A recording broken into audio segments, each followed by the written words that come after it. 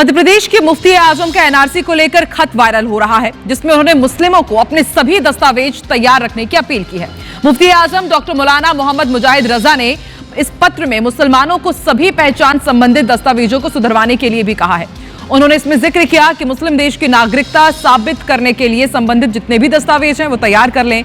जन्म, जाति, शादी, संपत्ति, निवास, मृत्यु से संबंधित सभी दस्तावेज तैयार कर लें। मध्य प्रदेश सरकार कभी भी एनआरसी शुरू कर सकती है। ये पत्र वायरल होने के बाद अब इस पर सियासत शुरू हो गई है।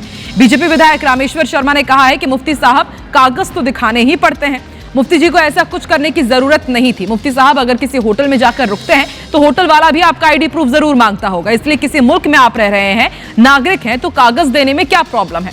मध्य प्रदेश सरकार अभी कोई एनआरसी लागू नहीं कर रही। उधर मंत्री विश्वास सारंग ने कहा है कि पैनिक की जरूरत नहीं है, प्रक्रिया का बस पालन करना होगा, केवल सनसनी फैलाने के लिए लेटर लिखना ठीक नहीं है। इधर मामले में कांग्रेस विधायक लखन घनघोरिया कह रहे हैं कि सरकार पर किसी वर्ग को भरोसा नहीं रह गया है, तानाशाह कब तानाशाही कर दे, इसलिए उसके पहले की तैयारी है।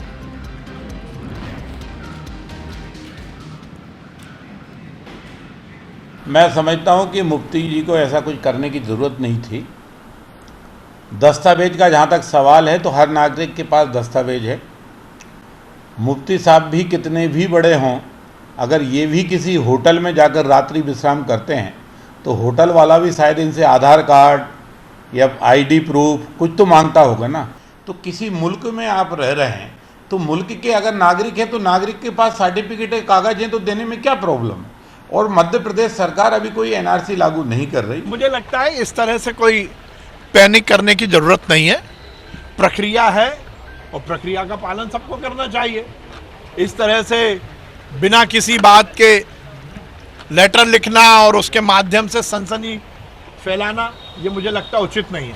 स्वाभाविक रूप से वर्तमान सरकार पे भरोसा किसी का है नहीं, तो हर व्यक्ति जो अच्छी सोच रखता, व्यापकता रखता सोच में, वो अपनी तैयारी करता है कि अब किसी तानाशाह से लड़ना है, किसी जुल्मी के जुल्म को सहना है, तो जुल्म ढाए उसके पहले हम तैयार रहें मानसिक रूप से।